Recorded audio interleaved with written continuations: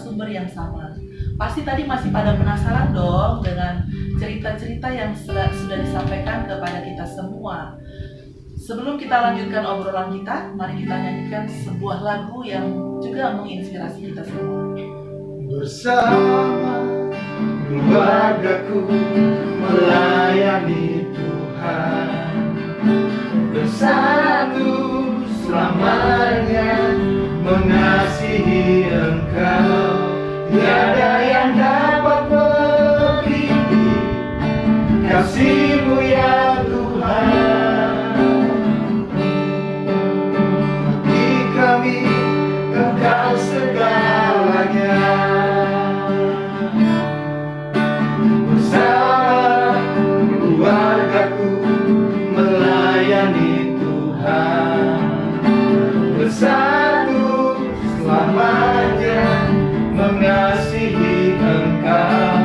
Tiada yang dapat melebihi kasih-Mu ya Tuhan. Bagi kami Engkau segalanya. Sekali lagi katakan. Bersama keluargaku melayani Tuhan. Amin. Bersatu selamanya mengasihi Engkau. Tiada yang dapat melebihi kasih-Mu ya Tuhan. Bagi kami Engkau segalanya. Bagi kami Engkau segalanya. Bagi kami Engkau segalanya.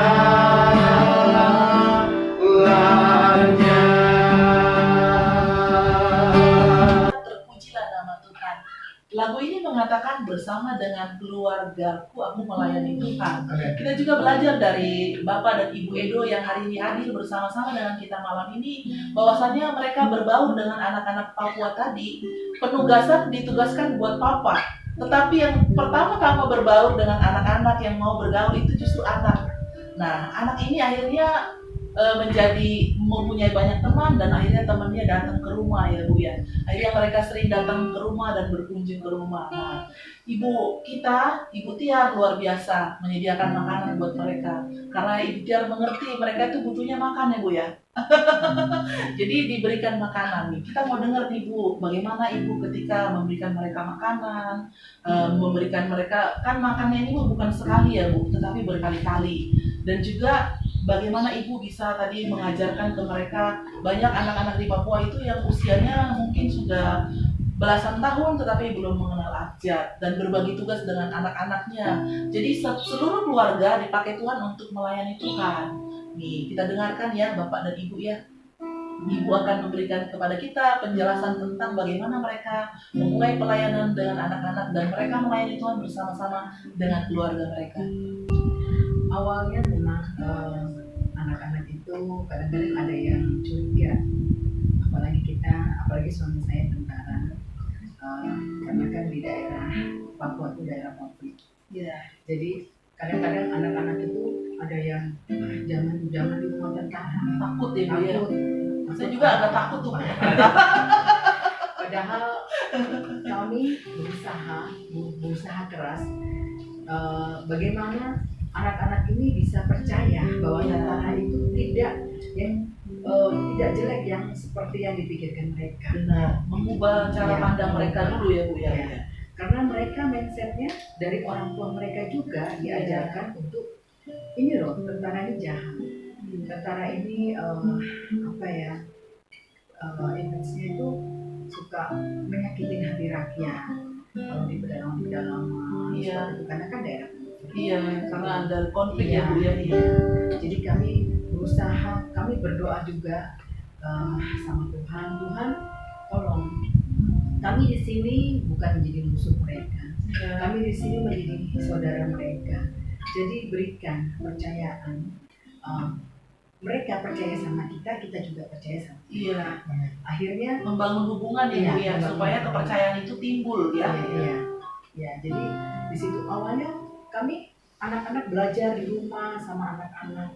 Tiba-tiba ada bapak-bapaknya datang. Iya. Datang dia bawa parang, ada orang bapak-bapak. Hei, kamu ayo pulang ke anaknya. Iya. Pulang. Terus kau ada apa kau ajarkan anak-anak? Iya. Kau sendiri belajar sendiri sudah. Iya.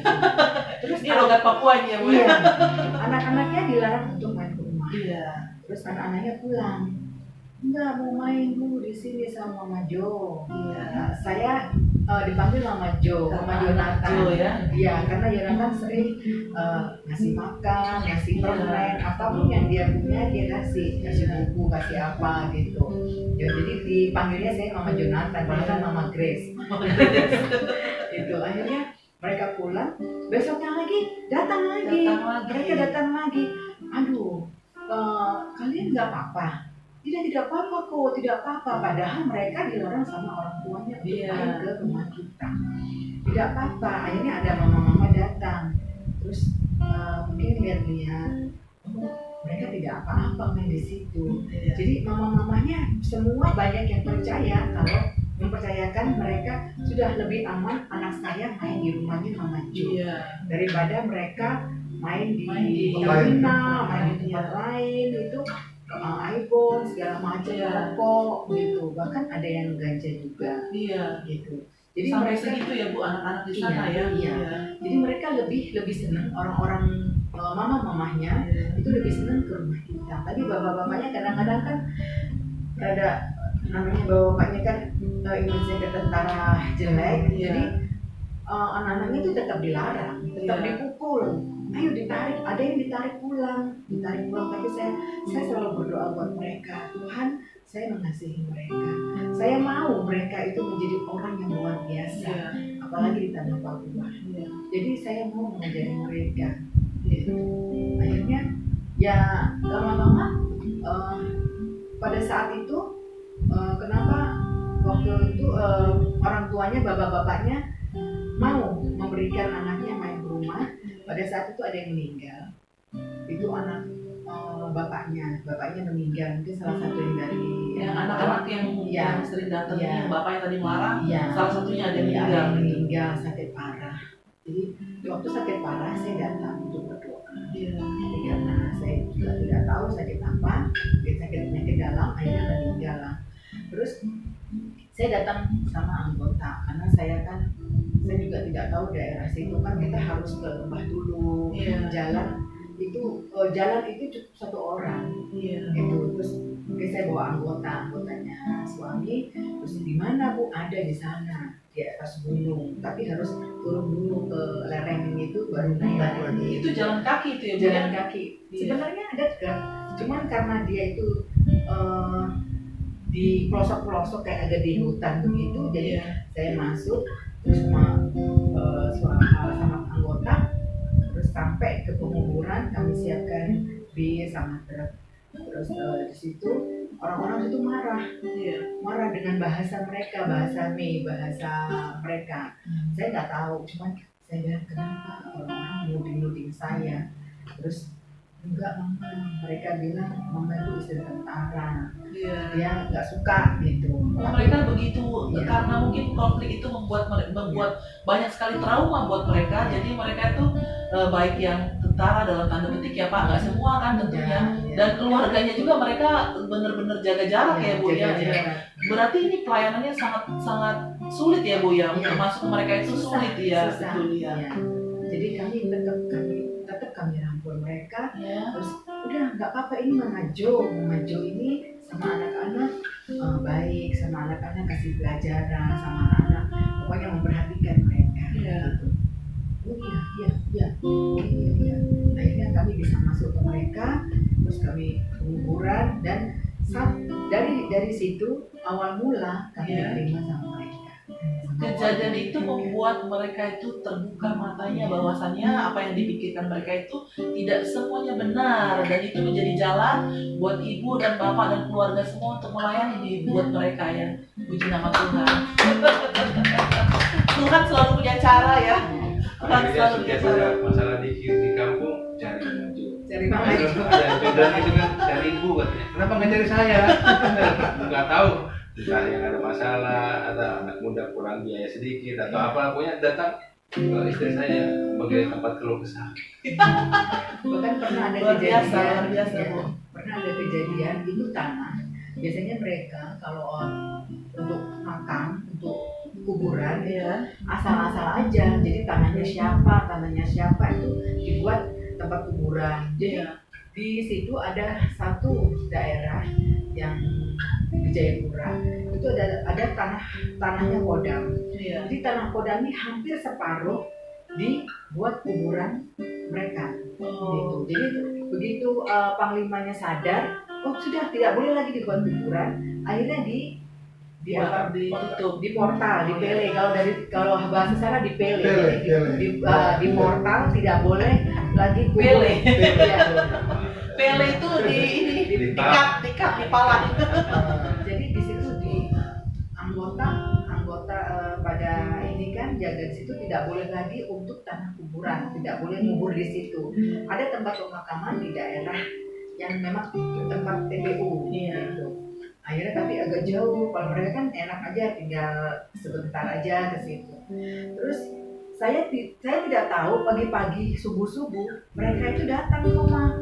Itu orang anak-anak muda yang jambut-jambut itu sampai yang rambut-rambut brekel itu datang. Yang ajudan rumahnya pada takut, dipikirnya tiba-tiba kok mau nyerang rumah gitu, padahal ini mau ketemu Mama Jo katanya. Kenapa gitu? Ibu ada yang cari. Kenapa? Gak tahu, saya juga nggak kenal gitu. Terus Mama, ini karena tidak boleh dikuburkan ini orang tua kita di sana. Kenapa? Oh iya, itu kan tanah Kodam. Sudah begini saja. Kan biasa juga terlebih kan dari kita. Iya. Sudah. Nanti kalau Mama Jo memperbolehkan kalian kubur di situ, nanti Mama Jo sama Bapak Jo yang dimarah sama Pangdam. Iya. Akhirnya, oh gitu Kak? Oh, jadi saya bilang sama masyarakat, Mama Jo, dari Mama Jo sudah tidak usah kubur di situ, kubur saja di yang di jauh itu, yang di tanah hitam gitu. Oh, iya. Ada telepon, ini Mama Jo bilang tidak boleh kubur di situ. Jadi di tanah hitam, di tempat kuburan yang memang benar-benar kuburan, bukan tanah Kodam. Akhirnya mereka pulang. Disitulah semua kayaknya pada takut gitu. Itu saya juga agak takut, kenapa orang-orang itu datang. Ternyata memang ya itu minta pertimbangan bagaimana bisa nggak kubur itu. Saya bilang tidak bisa karena itu tanah Kodam. Jadi kita ikut aturan. Jadi Mama Jo ini sudah memberikan banyak sekali putusan-putusan ya. Dan Mama Jo ini populer banget mengalahkan Papa Edo. Ya luar biasa ya, emang ratu rumah tangga itu yang begitu sih. Luar biasa ya Bu ya. Nah tadi Bu tentang anak-anak yang belum bisa membaca tadi kan, artinya kemudian anak-anak ibu dan bapak Grace, Jonathan, satu lagi Yosua, mereka membantu. Ini kan luar biasa juga ya, buat saya pribadi itu luar biasa. Walaupun anak saya ketika kami pergi pelayanan mereka juga support anak-anak kita itu. Tapi ini kita pengen denger nih, gimana anak-anak ibu dan bapak itu mau terlibat melayani. Mereka tuh punya kasih buat orang-orang di sana. Anak-anak kan biasanya sibuk dengan urusannya sendiri, tapi ini bisa mengajar mereka itu bagaimana mereka itu bisa memulai gitu. Karena ya, karena anak-anak kan mungkin melihat kita. Iya. Gitu.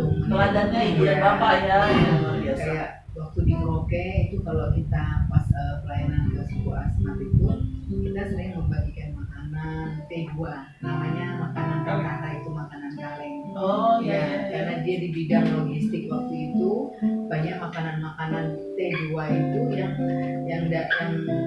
untuk tentara tapi sisa dan mau expired gitu, kurang 4 bulan lagi mau expired.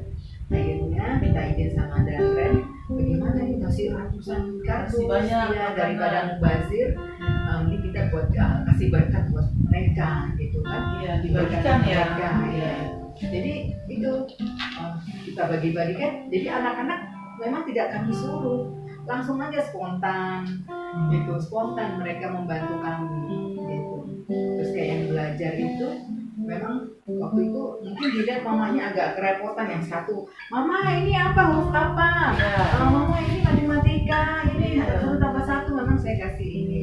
Akhirnya ya spontan, si Grace ada yang bahasa Inggris, ayo bahasa Inggris, si Grace, Anak yang terbesar Iya. bahasa Inggris, Jonathan matematika, ya Joshua yang belajar ABC, Oh, anak-anak matematika, itu, ya. iya, karena kan banyak anak-anak yang laki-laki kan memang susah kalau diajak untuk sekolah itu, mereka nggak mau. Kadang-kadang mereka kan nggak mau bangun pagi gitu, terus nggak mau mandi, biasanya kan malas gitu. Jadi dengan adanya belajar nggak apa-apa, mereka bangun tidur langsung ke rumah. Memang biasanya gitu, bangun tidur langsung ke rumah, tapi kita ajarin nilai-nilai. Iya. Kalian pagi bangun tidur harus mandi dulu, Iya. terus makan. Kalau tidak ada makan kalian kesini. Iya. Akhirnya kalian harus belajar. Iya. Ini Bu, bicara makan tadi. Ini kan berapa orang sih Bu, berapa anak sih yang terbanyak yang sering datang ke rumah dan Ibu kasih makan, itu berapa banyak sih anak? Ya, kalau kami selama kami di Papua setiap Sabtu kami adakan ibadah Ya. ya sekitar 100 orang lebih. 100 anak itu Ya, usianya dari rentang berapa ya? dari TK lah. Ada yang bayi juga. Ada yang bayi. Iya, bayi yang 1 tahun. Yang kecil itu si Bida itu dulu baik. Bayi, Oh, ya, iya, Dari bayi. ya. Jadi ini pemirsa ya, ada sebenarnya bapak dan ibu ini tadi ada 2 anak asuhnya yang dari Papua. Cuma kebetulan lagi pergi ke rumah yang lain, jadi nggak ada di sini. Jadi kita udah melihat dengan mata kita sendiri bahwasannya memang ada anak Papua yang diasuh ya Bu ya, bahkan sampai ikut pindah ke Bandung ya. Itu sekitar 100 anak ya Bu, kurang lebih ya. Itu tiap Sabtu ada ibadah gitu. Nah Bu, kita kan masih seperti saya dan suami ini punya rumah tangga ya, punya anak 2 aja tuh kadang-kadang udah repot gitu. Ini 100 anak, luar biasa, 100 Bapak Ibu, nolnya itu ada 2, 100 anak itu Bu, makanannya itu pasti kan banyak ya Bu, berapa liter beras gitu ya, berapa banyak yang dimasak gitu. Apalagi di Papua ya. Apalagi di Papua ya. Ini Bu, Ibu ceritakan ke kita nih, penasaran banget ya kita ya. Bagaimana itu Tuhan turut bekerja menolong ibu dan bapak, bisa berikan mereka makanan begitu banyaknya anak tiap minggu Bapak Ibu, bukan satu kali langsung lama baru nggak dilakukan, enggak loh, ini tiap minggu dilakukan itu. Ayo Bu, diceritakan, saya makin penasaran nih Bu.